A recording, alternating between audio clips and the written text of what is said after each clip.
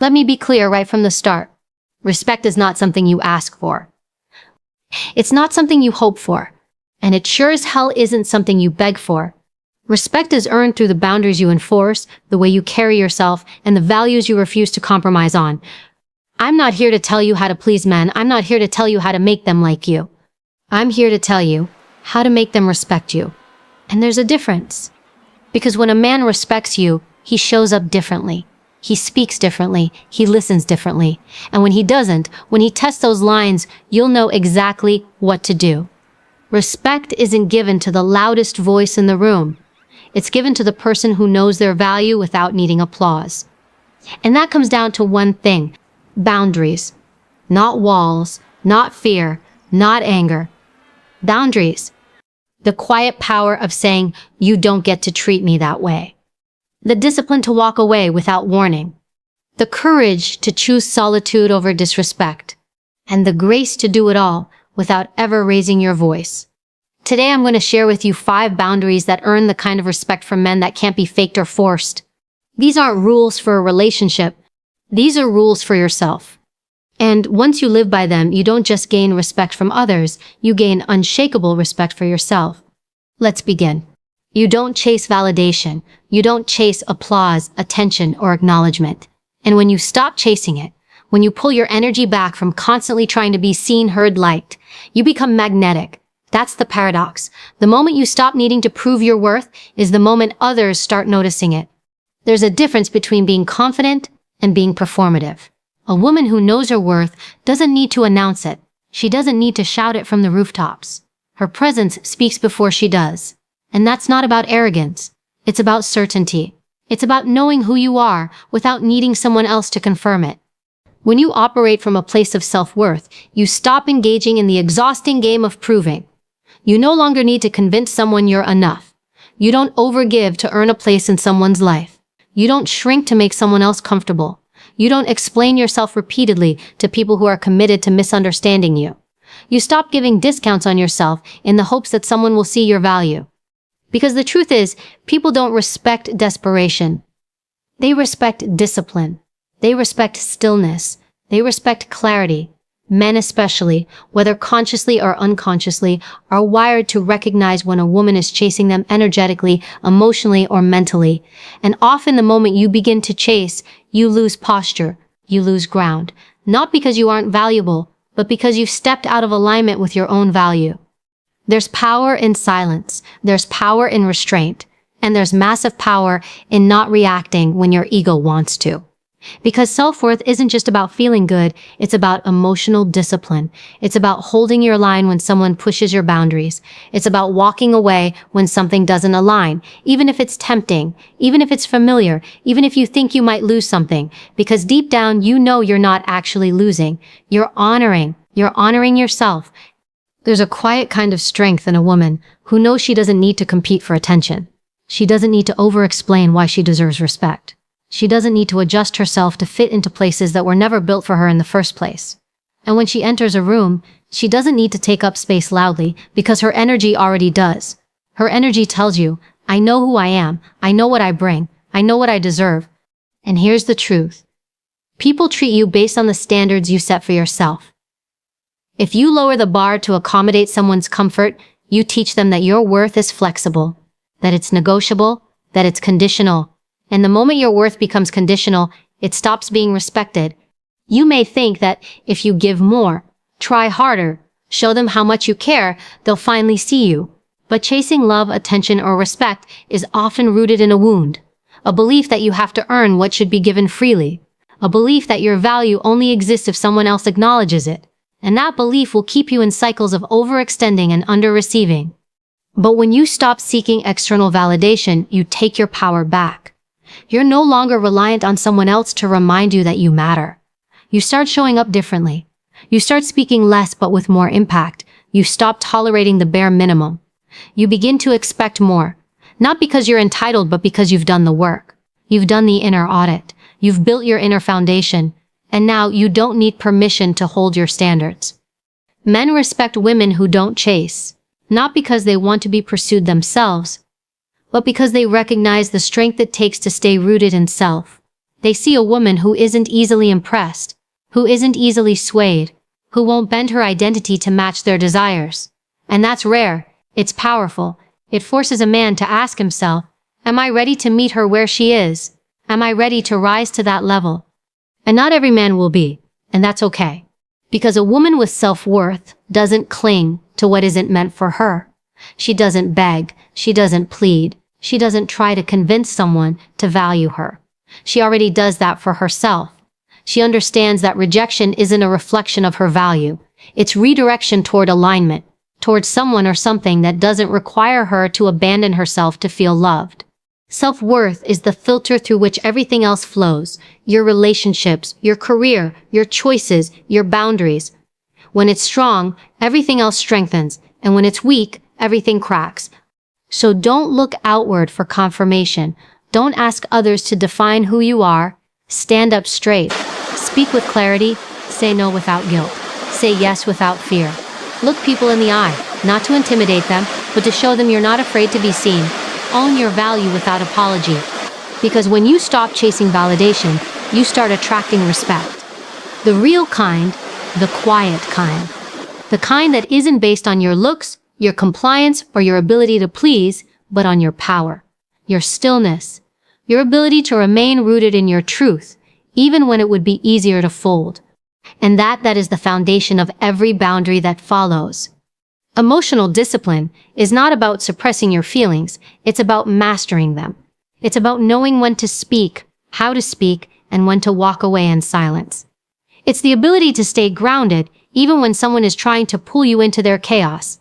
And that's one of the most commanding forms of strength a woman can have. Because when you control your emotional energy, you control the entire dynamic of any room, conversation, or relationship you enter. We live in a world that romanticizes reactivity. We're told to speak our truth, to let it all out, to never stay quiet. But there's a difference between emotional honesty and emotional impulsiveness. One builds respect, the other builds regret. When you're easily rattled, easily offended, or easily triggered, you hand over your power to everyone around you. You become a puppet to other people's moods, reactions, and approval. But when you discipline your emotions, you stop living in response to others and start leading from within. Men notice this. They feel it. A woman who is emotionally grounded commands attention without ever demanding it. She doesn't need to argue her point over and over. She doesn't need to prove how right she is. She knows when to speak and when to let silence do the work. That kind of restraint, that kind of control, it's not weakness, it's power. Because it shows she's not driven by ego or insecurity, she's driven by purpose. Emotional discipline is knowing that not every provocation deserves a response. It's choosing to stay calm when someone is trying to get a rise out of you. It's knowing that yelling louder doesn't make your point stronger. And sometimes, the strongest move isn't clapping back, it's stepping back. Not out of fear, but out of confidence. Because you don't need to attend every argument you're invited to. You don't need to fix, defend, or rescue everyone who dumps their emotional baggage at your feet.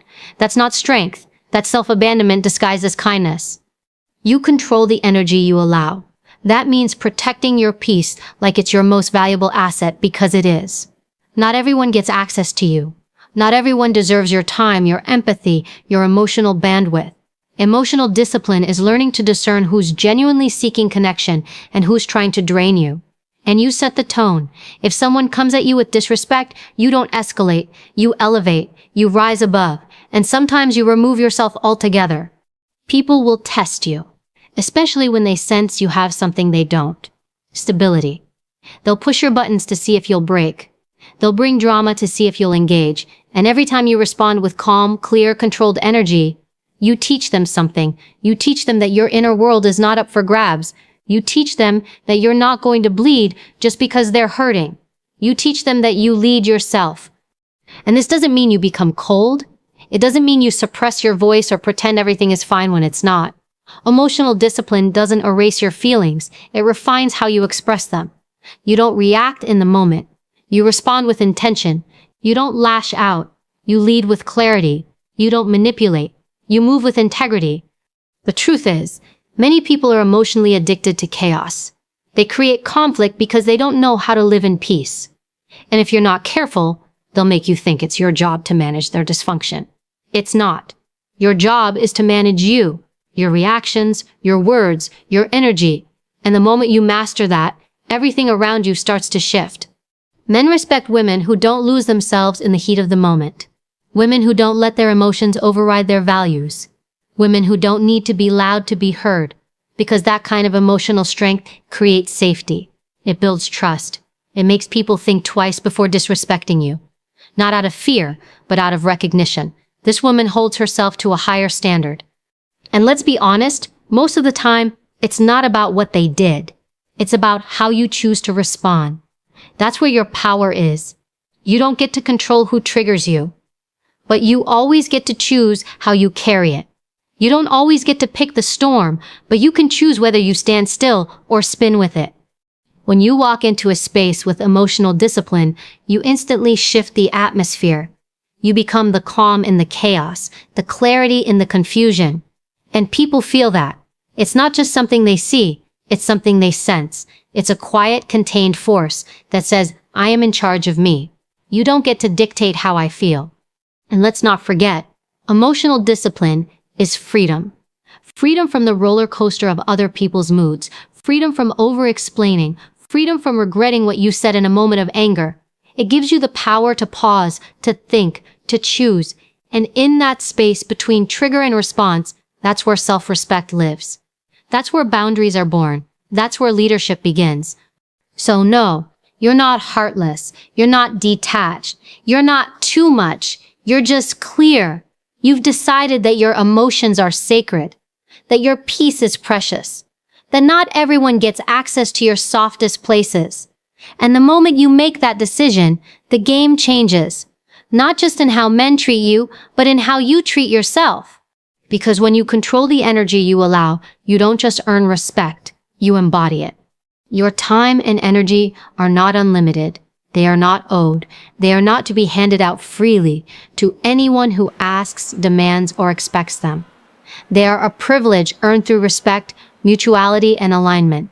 And the moment you begin to treat them that way, the people around you do too. We are conditioned, especially as women, to be accessible, to be available, to be accommodating, to answer every message, every call, every request with urgency and a smile. We're taught that saying no is selfish, that protecting our space is rude, that putting ourselves first is something we need to explain. But the truth is, people will take as much of you as you are willing to give. And if you keep offering yourself to everyone, you'll end up with nothing left for yourself. Boundaries around your time and energy are not about being harsh. They're about being intentional. They say, I know what matters to me. I know what deserves my focus. And I'm not willing to sacrifice my mental health, peace, or purpose to entertain people who drain me. Because not everyone deserves access to you. Not everyone has earned the right to be close to you. Access is a currency, and when you hand it out for free, it loses its value. Think about how you feel after certain conversations, certain encounters, certain relationships. Do you feel energized, or do you feel depleted? Do you feel supported, or do you feel used? The people you keep close should be people who add to your life, not subtract from it. If someone consistently leaves you feeling exhausted, confused, or unseen, it's a sign. It's not always about cutting them off, but it is about recalibrating how much access they get to you.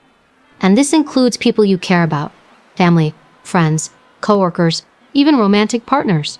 Just because someone loves you or needs you doesn't mean they get to monopolize your energy.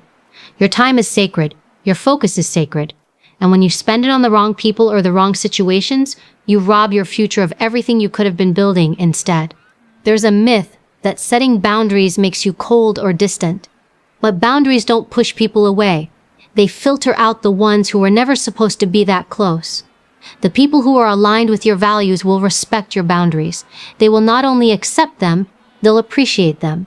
Because boundaries show clarity, they show self-respect. They say, I know who I am, and I protect what matters to me. When you stop being available to everyone, you begin to attract better connections. You begin to prioritize relationships that are reciprocal.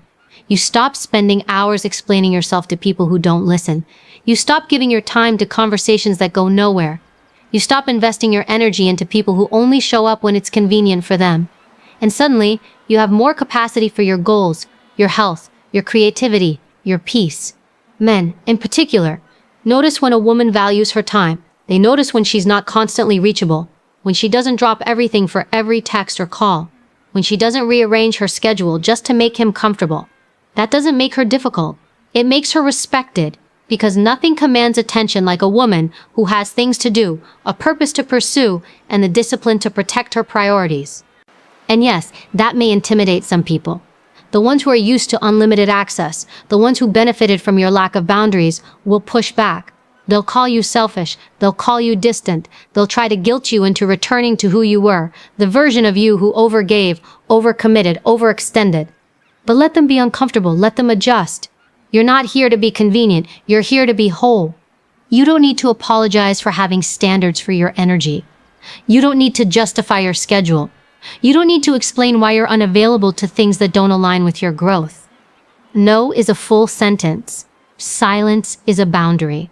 And leaving messages unanswered, invitations declined, calls ignored. Those are not acts of cruelty. They are acts of self-respect. Protecting your energy is how you ensure that you're showing up fully for the things that actually matter. Your work, your relationships, your health, your purpose. You cannot give your best to the world if you are constantly being drained by people who only take. You cannot grow into the woman you're meant to be if you are always shrinking yourself to keep others comfortable. This is not about being busy for the sake of it. It's about being intentional.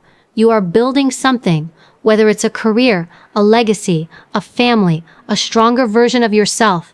That requires focus. That requires boundaries. That requires being unavailable for anything that doesn't feed your vision. You're not here to prove you can do everything for everyone. You're here to live your life on purpose, to choose wisely, to give deeply, but only where it's deserved. And here's the truth. When you protect your time and energy, the right people rise to meet you. The ones who respect your space. The ones who don't need to be entertained 24/7. The ones who understand that love doesn't mean constant access, it means mutual respect. And in that space, the real connections grow. Stronger, deeper, healthier. So no, not everyone gets access. That's not cold, it's clarity. That's not rude, it's respect. That's not rejection, it's protection. You are not for everyone, and that's your power. Walking away from disrespect isn't about ego. It's not about punishing someone. It's not even about making a statement. It's about setting a standard and then living by it. Every time you allow disrespect, you teach people how to treat you. And every time you walk away from it, without drama, without explanation, you reinforce the most important message you can ever send. I respect myself more than I fear losing you. Respect isn't a luxury, it's a baseline. It's not something you earn by proving yourself or by performing perfectly. It's the bare minimum of how another person should treat you if they want to be in your life.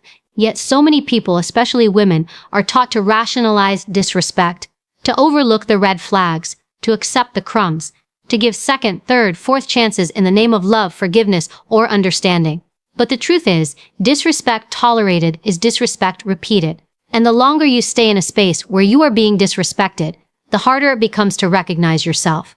Because slowly your standards slip, your voice gets quieter, and your power starts to leak away.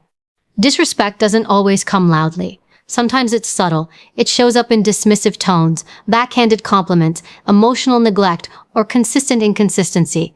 It's the canceled plans without apology, the jokes at your expense, the way they ignore your needs but expect you to meet theirs. It's being told you're too sensitive when you speak up, or too difficult when you demand better. And if you're not careful, you'll start to internalize that behavior as normal. You'll start to think you're asking for too much when really you're asking for the bare minimum. The ability to walk away isn't about anger. It's about clarity. It's about knowing that no matter how much you care about someone, you will not abandon yourself to keep them. You don't yell, you don't beg, you don't try to prove your worth to someone who's already decided to overlook it. You simply leave. Quietly, calmly, completely. Because someone who truly respects you would never put you in a position to question whether they do. Men respect women who don't negotiate with disrespect. It draws a clear line. It says, this is who I am, and this is what I will not accept. That kind of boundary sets the tone for every interaction that follows. It filters out the people who only want you when you're easy, compliant, and convenient. And yes, it will trigger some people.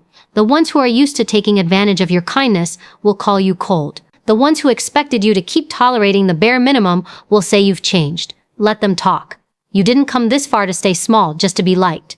Walking away doesn't always mean slamming doors or burning bridges. It can be quiet, unapologetic, unemotional. Sometimes it looks like taking a step back, creating distance, reducing access. Sometimes it means cutting ties completely. What matters is that your actions reflect your standards. Because if you say you want respect but keep entertaining people who disrespect you, your words lose weight. Boundaries without consequences are just suggestions, and standards without action are just wishes. You don't have to explain your worth. You don't have to prove why you deserve to be treated well. You just have to show it by what you allow, what you entertain, and what you walk away from. Every time you remove yourself from a situation that doesn't honor your value, you build strength, you build trust in yourself, and that self-trust is what makes you unshakable. There's something incredibly powerful about a woman who knows when to stop talking and start walking, who no longer tries to make someone see her value, but instead goes where she's valued. That power isn't loud, it's steady. It's composed. It's the kind of energy that says, I'm not afraid to be alone. I'm afraid to stay in spaces that make me forget who I am. People will test your boundaries to see if they're real. They'll push just a little, speak just a little too sharply, ignore your needs just once to see what you'll do. And what you do in that moment sets the tone. Do you call it out? Do you pull back? Do you leave? Or do you let it slide because you're afraid of conflict or afraid to lose the connection? Those small moments matter more than you think, because disrespect usually starts small and it grows in the silence of your compliance. You don't owe anyone unlimited access to you. You don't owe anyone the benefit of the doubt after repeated harm. And you certainly don't owe anyone your presence after they've shown you they don't value it. You owe yourself peace. You owe yourself consistency. You owe yourself relationships where you don't have to shrink, chase, or constantly explain why you deserve better. There's nothing more attractive, more powerful, more respected than a woman who can walk away without looking back. Not because she's heartless, but because she's whole. Because she knows that staying where she's not respected will cost her more than it will ever be worth. And that's the standard. That's the boundary. You walk away from disrespect every time. No excuses, no second guessing, no justifying their behavior. Just a firm, clear decision to protect your value at all costs, because if you don't, no one else will. Self-leadership is the foundation of every boundary you set, every standard you uphold, and every relationship you attract. It's the quiet discipline of holding yourself to the level you expect from others. It's not just about commanding respect.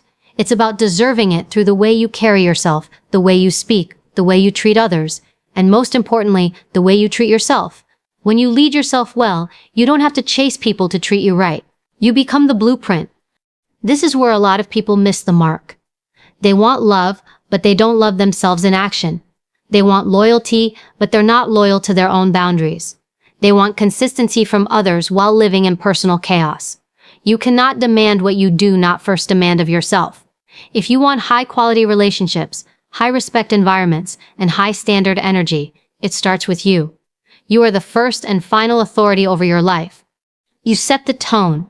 Self-leadership is waking up every day and asking, who do I want to be, and what does that version of me require? It's not waiting for motivation or permission or perfect conditions.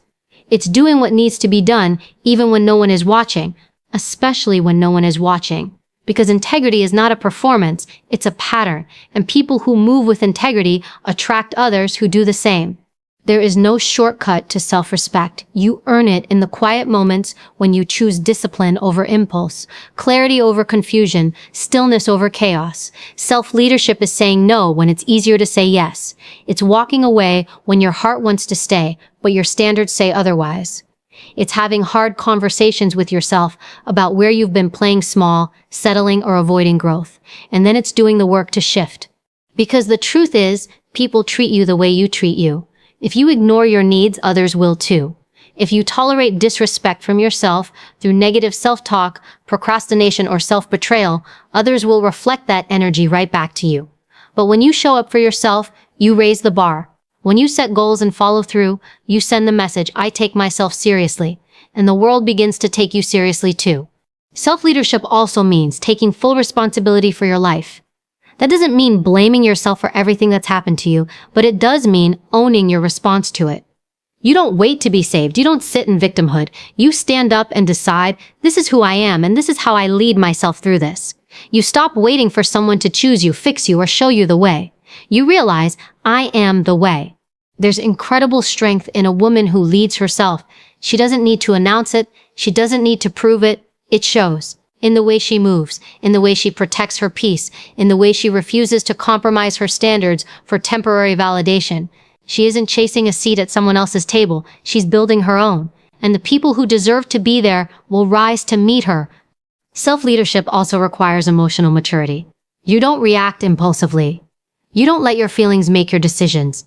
You know how to pause, reflect, and act from a grounded place. You take feedback without falling apart. You admit when you're wrong. You forgive yourself without making excuses. You don't avoid the hard things. You face them head on because you know growth is born in discomfort. And let's be clear, this kind of leadership isn't about being perfect. It's about being honest. Honest about your patterns, honest about your potential, honest about the gap between who you are and who you want to be, and then doing something about it. Because you know that the longer you wait to step up for yourself, the longer you stay stuck in cycles that drain your power. You are the standard. That means showing up with the same level of respect, excellence, and clarity you expect from others. That means keeping your promises to yourself. That means investing in your mind, your body, your environment, your future. And when someone comes into your life, they're not guessing what you allow. They can see it in your schedule, in your habits, in your tone, in the way you say no without flinching and yes without fear.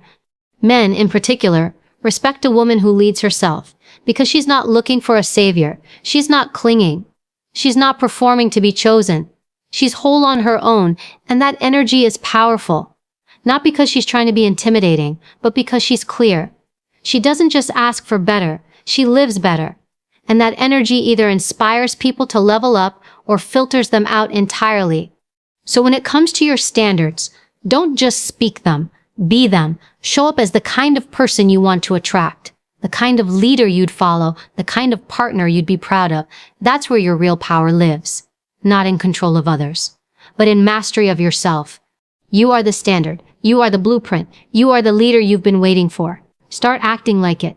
Every day, in every room, without compromise, without apology. Because the moment you start leading yourself, everything else begins to fall in line. Let's be clear. Respect isn't something you beg for. It's something you embody. It's the direct result of the boundaries you set, the standards you live by, and the discipline you uphold even when no one is watching. You don't have to raise your voice to be powerful. You don't have to over-explain to be understood. You don't have to chase anyone to be chosen. When you operate from self-respect, people feel it before you even speak. And yes, it will cost you. You will lose access to people who were never meant to go where you're headed. You'll walk away from conversations, from opportunities, from relationships that don't honor your worth. But what you gain is far greater. You gain clarity. You gain peace. You gain a life where you are no longer performing for approval, but rooted in your power. Men respect a woman who respects herself. Period. A woman who doesn't just talk boundaries, but enforces them. A woman who doesn't seek validation, but knows her value. A woman who leads herself, who protects her time, who walks away from disrespect every time without needing to explain why. That energy is unforgettable. It demands respect without asking for it. So here's the truth. You don't rise by demanding more from the world. You rise by demanding more from yourself. You become the standard. You uphold the boundary. You choose to lead, not with noise, but with undeniable presence. You teach people how to treat you by the way you treat yourself. And once you step into that energy, confident, clear, unapologetic, everything changes. Not because the world suddenly gives you what you want, but because you no longer settle for less. That is the moment your life begins to align. That is the moment you stop chasing respect and start commanding it.